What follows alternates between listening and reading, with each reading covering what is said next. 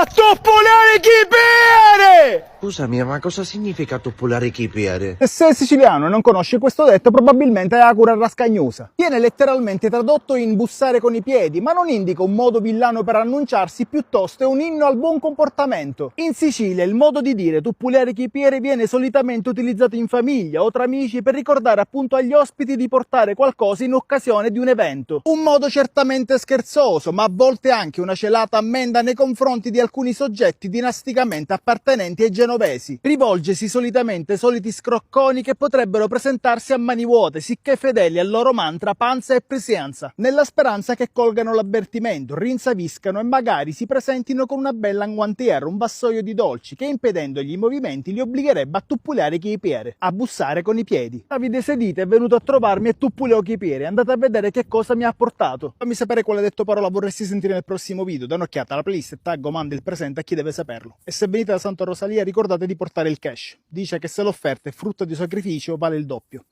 Satelate.